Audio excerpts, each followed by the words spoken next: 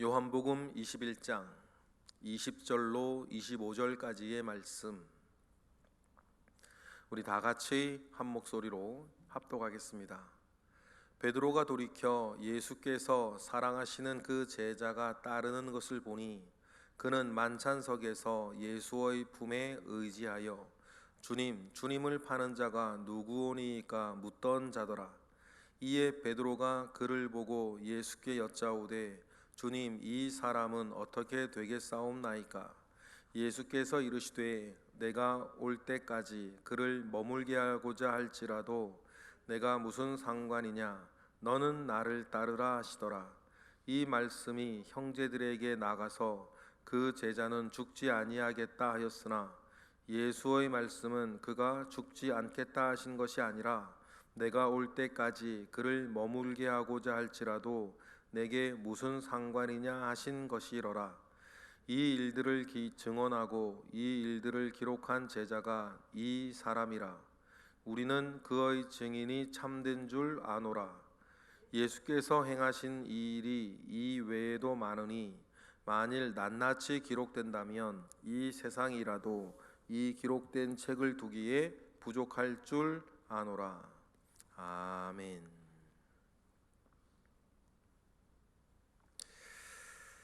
사람마다 여러분 각자의 부르심이 있는 줄로 믿습니다.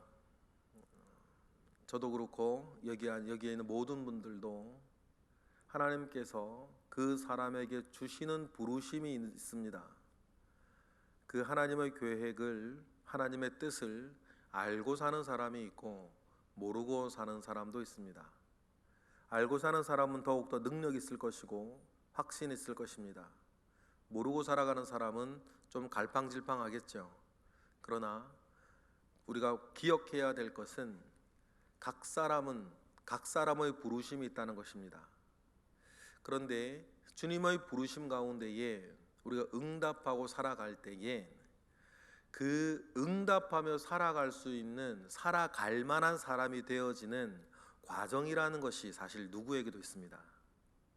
찬물에도 들어가 보고 뜨거운 물에도 들어가 보는 그 과정이 있어요. 그래서 여러분, 저도 그렇고 여기에 있는 모든 분들이 그렇습니다.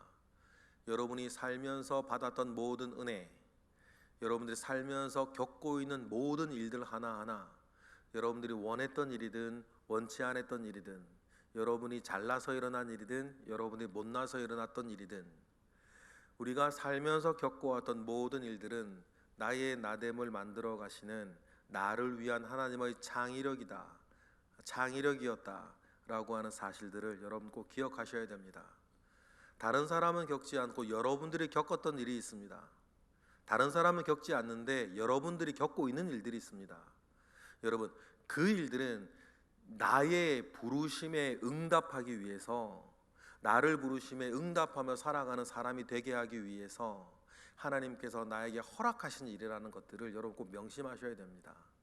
그 일들, 내가 겪었던 그 모든 일들, 내가 겪고 있는 모든 일들, 내가 받았던 모든 은혜들은 나를 만들어가는 하나님의 은혜인 것이, 능력인 것이에요. 그 능력 가운데 우리가 나를 부르신 주님의 부르심에 응답하여 살아갈 수 있는 진짜 내가 되는 것입니다. 베드로가 있습니다.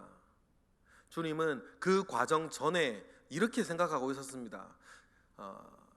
나의 나됨을 만들어 가시는 그 주님의 과정이 다 완수되기 전에 베드로는 이렇게 말을 했죠. 다른 사람은 다 주를 버릴지라도 나는 결단코 주를 버리지 않고 주님을 쫓겠습니다 라고 자기의 의지를 말합니다. 사실이었고 진심이었어요. 그런데 뭐가 없었어요? 그 진심을 이루어갈 능력이 없었어요. 그래서 주님을 부인하고 저주하고 그러했던 과정이 베드로에게 지납니다. 그 과정이 정말 은혜가 되기 위해서 주님이 하셨던 말씀들도 있었어요. 미리 네가 부인할 거에 대해서 말씀하셨고, 그 이전에 3년의 공생의 기간이 있었고, 그리고 베드로도 원하지 않고 주님도 사실 원하지는 않았던 베드로가 큰 시험에 빠지는 일도 있었습니다. 그때 닭이 옵니다. 그리고 베드로는 통곡하죠. 얼마나 부끄러웠겠습니까? 얼마나 자기 자신이 처참했겠어요. 자기의 바닥이 이렇게 드러날 때, 여러분 하나님 앞에 이렇게 우리가 온전히 서 나아갈 때에 지나가는 시험거리 정도가 아니라 내 모든 바닥이 드러날 때가 있습니다. 내 믿음의 바닥이 드러날 때가 있어요. 하나님께서 나 자신 나를 바닥으로 내동댕이 치실 때에는 그 하나님 얼마나 무섭든지요, 얼마나 차갑든지. 또 그러나 여러분, 때때로는 우리가 바닥에 내동댕이 쳐져서 내 믿음이 어느 정도인지 알아야 돼요. 베드로처럼 말이죠. 내가 어느 정도 되는 사람이었는지 때로는 알아야 됩니다. 안 그러면 우리가 나 잘난 듯 산단 말이에요. 이런 말씀을 가끔 제가 드리는데, 저도 이렇게 지난 시간들을 되돌아보면 하나님께서 저를 이렇게 바닥까지 내동댕이 치셨던 것들이 4번 정도 생각이 나요. 스쳐 지나가는 시험거리들, 어려운 것들은 더 많았겠죠. 그러나 저를 바닥까지 내동댕이 쳐서 제 바닥을 확인시켜 주시는 일들이 한 4번 정도 되는 것 같습니다. 끔찍한 경험이기도 한데요, 그 바닥을 짚고 다시 일어났을 때 하나님께 저를 만들어 가시는 거예요. 베드로에게 그 바닥이 한번 있었지 않습니까? 주님께서 대제사장 집에서 재판 받으시는 그날 밤은 베드로가 자기의 바닥을 경험하는 일이었어요. 잘난 사람인 줄 알았죠. 다른 사람은 다 주를 버릴지라도 나는 주님을 버리지 않고 주님을 쫓을 줄 알았죠. 주님 가는 길 나도 가는 줄 알았어요. 그런데 깜이 아니지 않았습니까? 깜이 아니었죠. 자기는 되는 줄 알았어요. 그런데 될 만한 사람이 아니었죠. 그 바닥을 대제사장 집 재판정에서 베드로는 확인해요. 여러분, 그런데 그것을 은혜로 통과해야 정말 너는 나를 따르라, 어제 본문이죠. 너는 나를 따르라라고 이제 주님이 말씀하시는 사람이 되는 거예요. 베드로만이 아니고 저와 여러분도 마찬가지입니다. 그 어떠한 일이든지 하나님은 간혹 말이죠, 너무 자주 주시진 않더라고요. 제 경험을 보면 너무 자주 주시면 제가 견디지 못하니까. 제 개인적으로 한 10년여간에 한 번 정도는 되는 것 같은 생각이 들어요. 그래서 그 일들을 겪어서 나의 나됨을 만들어 가시는 하나님의 그 방향과 손길을 우리가 경험할 때가 있어요. 말씀의 은혜 받고, 예배 때 은혜 받고, 기도원 때 가서 은혜 받고, 그런 모든 일들과 더불어서 내 바닥을 짚게 만드시는 그 또 다른 성격의 은혜가 우리를 만들어가는 것입니다. 그 일들을 다 겪고 나서 베드로는 자기의 부르심에 응답할 만한 사람이 이제 된 거예요. 그래서 주님께서 회복시키시죠. 갈릴리에서 베드로에게 3번 질문하시면서 네가 나를 사랑하느냐, 그러면서 내 어린 양을 먹이고 내 양을 치고 내 양을 먹이며 너는 나를 따르라, 이제 주님 이렇게 말씀하시는 거죠. 이렇게 그 과정을 통과했으니까 말입니다. 그리고 그 말씀을 하실 때 이제 너는 나를 따를 수 있다라고, 나를 따르라 말씀하실 때 주님께서 베드로에게 예언을 하나 하시죠. 또 예언을 하나 하세요. 네가 젊었을 때는 네 가고 싶은 대로 다 갔는데 네가 나중에는 사람들이 결박하여 너를 끌고 다닐 것이고 네 팔을 벌려 죽게 할 것이다. 십자가상에서의 죽음을 주님이 예고하세요. 겟셀만의 동산까지는, 부활한 주님 만나기 전까지는 베드로는 자기가 그 길을 걸어갈 수 있다고 생각을 했고, 그런데 주님은 너 그때 나 부인할 거다, 못 간다고 말씀하셨고, 그 말씀을 하시는 대로 베드로는 아닙니다, 결단코 주님을 따라갈 것이라고 베드로는 말했어요. 그런데 자기의 각오와는 상관없이 갈 수 있는 사람이 아니었죠. 그런데 자기 갈 수 없다는 것을 대제사장 집 뜰에서 발견했어요. 느꼈죠. 바닥을 짚었어요. 그리고 부활한 주님을 만나서 다시 회복한 뒤 주님은 이제 말씀하시는 거예요. 너는 올 수 있다. 이제 올 수 있다. 그리고는 베드로가 어떻게 죽을 것인지에 대해서 얘기를 하셨죠. 베드로 그 말을 알아들었습니다. 내가 어떻게 죽는다고 말씀하시는구나, 알아들었어요. 그때 그 이야기를 졸졸졸 따라다니면서 베드로와 요한은 예수님 부활하신 빈무덤에도 그렇고 짝으로 늘 같이 다녔죠. 그때 주님과 베드로가 그 이야기를 하고 있을 때 아마 아침 조반 먹은 후에 아마 그 자리에 다 있는 데서 얘기한 것 같지는 않고 제자들이 좀 따라갔던 것 같아요. 식사하시고 나서 이렇게 갈릴로스가를 걸었겠죠. 그때 바로 뒤에 주님과 베드로의 대화를 들으며 따라가던 한 사람이 있었는데 그 사람을 베드로가 의식하면서 20절처럼 이야기하죠. 20절 우리 읽어보겠습니다. 시작. 베드로가 돌이켜 예수께서 사랑하시는 그 제자가 따르는 것을 보니 그는 만찬석에서 예수의 품에 의지하여 주님을 파는 자가 누구오니까 묻던 자더라. 요한복음에서는 어떤 특정한 인물이 등장할 때에는 익명처리 되는 제자가 한 사람 꼭 있었습니다. 그래서 그 사랑하시는 제자, 그 제자, 주님을 따르는 제자, 이렇게 품에 안겼던 자, 이렇게 익명 처리되는 사람이 있었죠. 우리가 그 사람이 요한인 것을 알아요. 왜냐하면 24절에 보니까 비로소 그 사람이 누군 줄 밝히거든요. 이 일을 증언하고 이 일들을 기록한 제자가 바로 이 사람이라 라고 하면서 여태까지 요한복음 전체에서 익명으로 처리되던 사람이 바로 자기 자신 요한인 것을 그때 밝혀요. 그래서 요한복음이 요한의 참회록이라는 얘기를 그래서 하는 거죠. 부끄러웠겠죠. 그런데 요한도 자기의 바닥을 다 드러내는 일들을 요한복음에서 합니다. 차마 자기 이름을 밝힐 수가 없어서 그 사람, 사랑하시는 자, 품에 안겼던 자, 이렇게 익명 처리하다가 맨 끝에 가서, 오늘이 요한복음 마지막 날 아닙니까? 맨 끝에 가서 그 사람이 바로 이 요한복음을 쓰는 사람이다 라고 자기 자신을 밝히죠. 아마 그 얘기를 듣고 처음에 이 책을 읽는 사람 깜짝 놀랐을지도 몰라요. 요한이 그런 사람이었어. 요한도 마찬가지죠. 그 모든 바닥을 경험한 뒤에 비로소 주님을 따를 만한 자로 요한도 일어섰던 것들을 우리는 기억을 합니다. 자기의 죽음을 예고받은 베드로가 조금 놀랬던 것 같아요. 놀랬겠죠. 그래서 뒤따르던 그 요한에게 주님께 물어요. 베드로가 묻죠. 21절처럼 묻습니다. 다 같이요. 이에 베드로가 그를 보고 예수께 여짜오되 주님, 이 사람은 어떻게 되겠습니까? 이 사람은 어떻게 되겠사옵나이까? 이게 베드로가 알아들었다는 거죠. 알아듣고는 베드로 좀 놀랬을까요? 깜짝 놀랐을까요?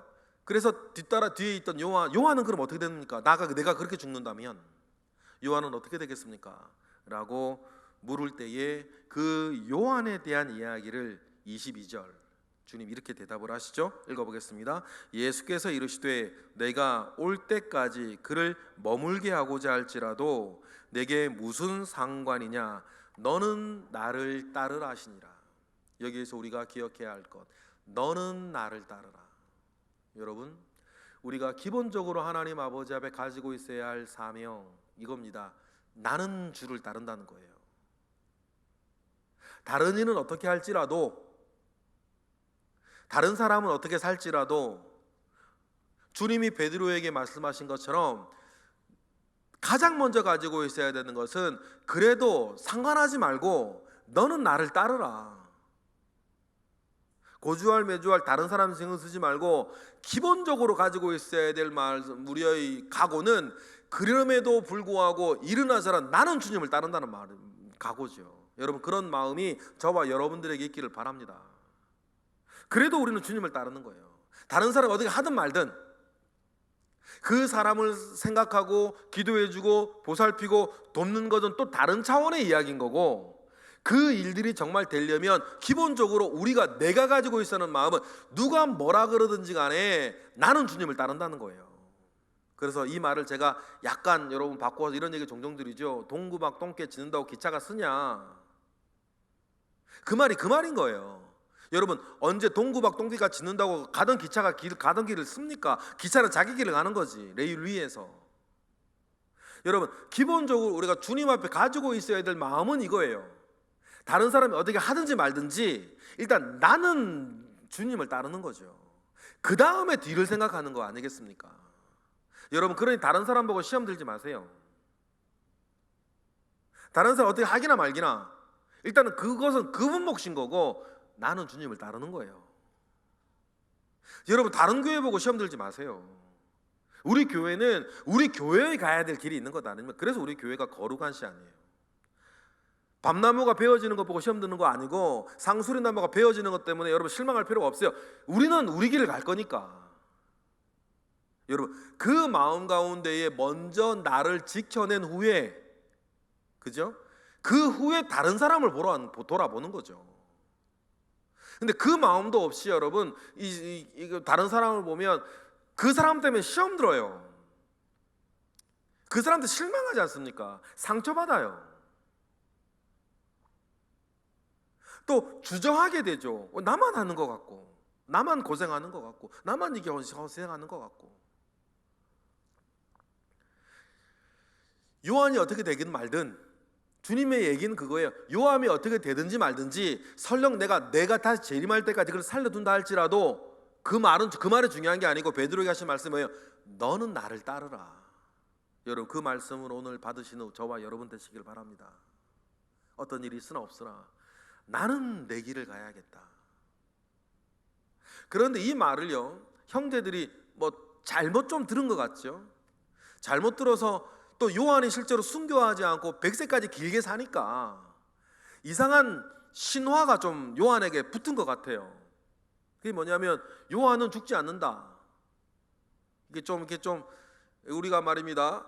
좀 이렇게 개떡같이 말해도 찰떡같이 알아듣는 은혜가 좀 있어야 되는데 이 주님이 찰떡같이 얘기해도 개떡같이 알아듣는 제자들이었던 것 같아요. 주님이 말씀하시는 것은 베드로 너는 나를 따르라는 거였는데 앞에 거가 더 많이 들렸나 봐요. 사람들에는 남 죽는 얘기보다 죽지 않는다는 얘기죠. 신비한 얘기가 더 크게 들렸을까요? 그래서 요한에게 따라다니는 어떤 이야기가 하나 있었는데 요한은 주님 오실 때까지 죽지 않는다. 이렇게 사람들은 좀 뒤집어서 알아들었던 것 같아요. 그래서 맨 마지막 아마 요한이 죽은 직후였을까요? 아마 요 27장 요 대목이 기록되어진 적이. 그래서 23절 다시 해석을 붙여요. 뭐라고 해석을 붙입니까? 읽어보실까요? 시작. 이 말씀이 형제들에게 나가서 그 제자는 죽지 아니하게 하겠다 하였으나 예수의 말씀은 그가 죽지 않겠다 하신 것이 아니라 내가 올 때까지 그를 머물게 하고자 할지라도 내게 무슨 상관이냐 하신 것이로라. 이 예수님은 요 말씀을 하신 거죠. 그러나 주님께서 이 말씀을 하시고 한 70년간 요한은 순교하지 않고 계속 사는 것을 보고 또 이 말씀을 하셨던 것을 주님이 하셨던 걸 기억을 하고 요한은 주님 오실 때까지 죽지 않나 보다 라고 하는 이야기가 아마 요한 뒤에는 따라다녔던 것 같아요. 주님이 또 이 중에서 내가 다시 오는 것을 볼 자가 있을 것이다 라고도 말씀하신 적이 있으니까 이런 것들이 엮여가지고 그렇게 얘기한 것이 있었죠. 그러나 22절에 요한은 이때 생존했을 수도 있고 죽은 직후일 수도 있는데 아마 죽은 직후면 더 이 의미가 더 부각됐겠죠. 주님 오실 때까지 요한이 죽지 않는다는 얘기가 아니었다 이렇게 말할 수 있겠죠. 왜냐하면 이 대목은 요한이 기록한 게 아닌 게 좀 분명해요. 왜냐하면 24절 보면 더 분명하죠. 24절 읽어볼까요? 시작. 이 일들을 증언하고 이 일을 기록한 제자가 이 사람이라 해놓고서 뒤에 뭐가 나와요? 우리는 그의 증언이 참된 줄을 아노라 라고 하면서 요한 안에 다른 사람이 갑자기 들어와요. 무슨 이해하시겠죠? 모세오경을 모세가 지었지 않습니까? 그런데 이상한 것도 좀 있어요. 모세가 모세오경을 지었는데 모세 죽는 장면을 그럼 누가 적었을까? 죽은 다음 모세가 적었을 리는 없고 맨 마지막에 모세오경을 뭐라 그래? 완성한 사람이 있다는 거죠. 그의 제자겠죠. 요호수아일 수도 있고. 그러니까 모세가 죽는 장면도 기록되었겠지. 모세오경에. 그죠? 신명기가 그래 기록되었겠죠. 모세가 그 자기 죽는 장면까지 다 기록하진 않았을 거니까요. 그런 것처럼 이 일을 요한에서 기록을 하고 맨 마지막에 아마 저는 에베소의 장로들이 제일 유력하다고 봐요. 왜냐하면 요한이 에베소에서 죽거든요. 마리아의 무덤이 있던 그곳에서. 그러니까 이제 그의 제자가 우리는 그의 증언이 참될 줄을 안다라고 첨언 하나 이렇게 붙일 수 있겠죠. 요한이 죽은 직후 요한복음을 마무리하면서 다른 사람들한테 이건 요한의 글이다라고 써보내기 시작하면서 대필하기 시작하면서 이게 대필에 그때 인쇄기가 없으니까 손으로 써서 다 이렇게 전해지는데, 그때 에베소의 장로들이 이제 저거는 참된 줄을 안다고 이렇게 붙였겠죠. 그리고는 20장에 기록되어져 있는 결론을 다시 한번 반복해요. 25절 읽어보겠습니다. 시작. 예수께서 행하신 일이 이 외에도 많으니 만일 낱낱이 기록된다면 이 세상에도 이 기록된 책을 두기에 부족할 줄 아노라 라고 하면서 이게 마무리가 됩니다. 그래서 요한복음은 베드로와 예수님의 이야기, 그리고 요한이 자기를 고백하는, 자기 자신을 드러내는 이야기로 마무리가 됩니다. 부르심이 있는 것 아니겠습니까? 각 사람마다 다른 부르심이 있어요. 베드로처럼 여러분, 순교하여 주님의 진리를 위해 죽음을 각오하는 그런 사람이 있어야겠죠. 그건 베드로를 향한 부르심. 그런데 요한을 향한 부르심은 뭡니까? 끝까지 살아남아서 말씀을 이루어내는 부르심이 있는 사람도 있는 거예요. 그렇죠? 베드로는 베드로의 부르심이 있는 거고, 요한은 요한의 부르심이 있습니다. 그렇게 살아남아 있는 요한 덕택에 우리는 뭐를 가져요? 요한복음을 이제 가지는 거예요.